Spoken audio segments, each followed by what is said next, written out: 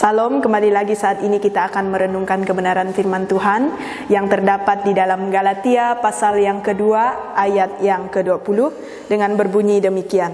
Namun aku hidup, tetapi bukan lagi aku sendiri yang hidup, melainkan Kristus yang hidup di dalam aku, dan hidupku yang kuhidupi sekarang di dalam daging adalah hidup oleh iman dalam Anak Allah yang telah mengasihi aku dan menyerahkan dirinya untuk aku. Langsung saja tema firman Tuhan kita pada hari ini yaitu jadikan dia prioritas.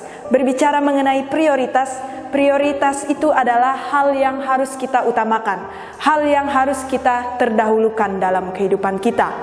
Dia ini menunjuk kepada Yesus Kristus itu sendiri. Dalam arti, Yesus Kristus itu harus diutamakan dalam kehidupan kita terlebih dahulu sebelum kita melakukan segala sesuatu. Nah, maka pertanyaannya bagi kita adalah, mengapa kita harus mengutamakan, memprioritaskan Yesus Kristus dalam kehidupan kita?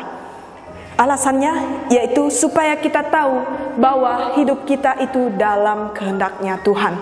Nah, saudara-saudari yang diberkati oleh Tuhan, kita memang kehidupan kita banyak yang kita inginkan ke depannya. Banyak pengharapan-pengharapan yang kita inginkan. Tetapi Yesus Kristus menginginkan satu hal, bahwa kita harus menyerahkan sepenuhnya hidup kita kepada Tuhan, kepada kehendak Tuhan. Karena segala sesuatu, keputusan itu hanya dilakukan oleh Tuhan. Nah, maka sangat penting kita harus hidup dalam kehendak Tuhan.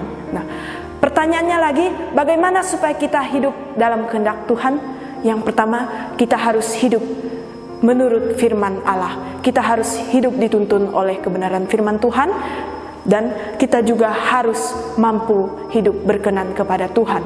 Nah, poin yang kedua, alasan mengapa Yesus Kristus itu hal yang harus diutamakan dalam kehidupan kita, yaitu supaya kita tahu tujuan hidup kita. Nah, terkadang kita sering bertanya-tanya, apa tujuan hidup kita? Apa arah hidup kita ke depannya? Nah, jadi dalam kehidupan kita itu perlu goal yang harus dicapai, sasaran yang harus dicapai. Nah, Yesus Kristus mengajarkan kepada kita supaya kita tahu tujuan hidup kita itu yaitu adalah memuliakan Allah.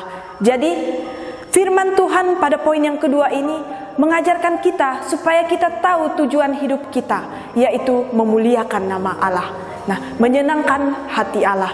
Biarlah firman Tuhan ini terus menjadi pegangan kita, terus menjadi peneguhan kita, untuk kita terus memprioritaskan dalam kehidupan kita, yaitu Yesus Kristus yang paling utama dalam kehidupan kita.